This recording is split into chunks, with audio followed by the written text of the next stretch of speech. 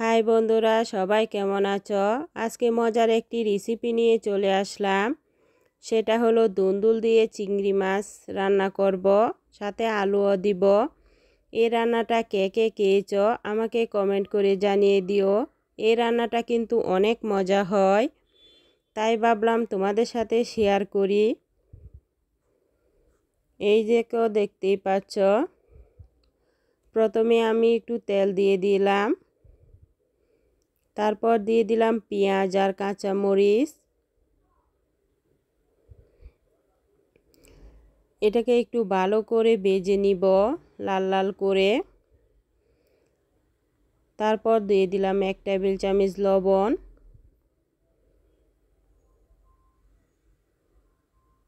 তারপর দিয়ে দিলাম 1 টেবিল চামচ আদা বাটা, 1 টেবিল চামচ রসুন বাটা আর হাফ টমেটো কুচি করে দিয়ে দিলাম। এই দেখতেই পাচ্ছ। এখন দিয়ে দিব চিংড়ি মাছটা। এখানে ছোট ছোট চিংড়ি মাছ নিয়েছি। এটাকে ভালো করে ভেজে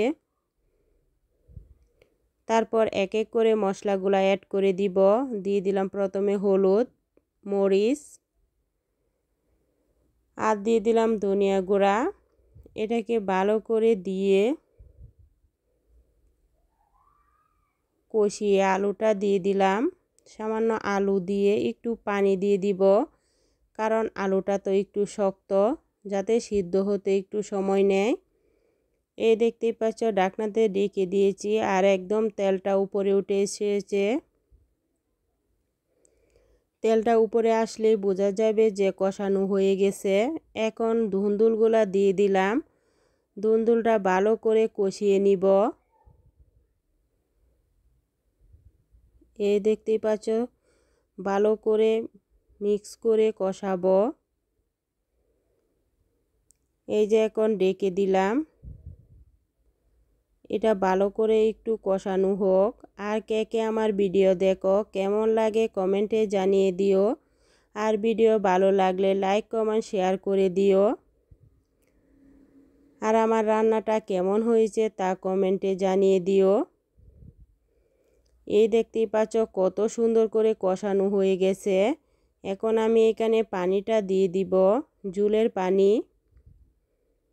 প্রায় 2 কাপের মতো পানি দিব। এই দেখতেই পাচ্ছ, এটা কিন্তু একটু মাখা মাখা রাখবো।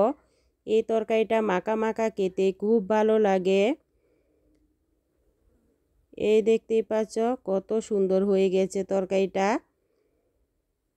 এই দেখতেই পাচ্ছ আমার তরকারিটা হয়ে গেছে। এখন কাঁচামরিচ দিয়ে তরকারিটাকে নামিয়ে ফেলবো। তোমাদের ধনিয়া পাতা থাকলে ধনিয়া পাতাটাও দিতে পারো।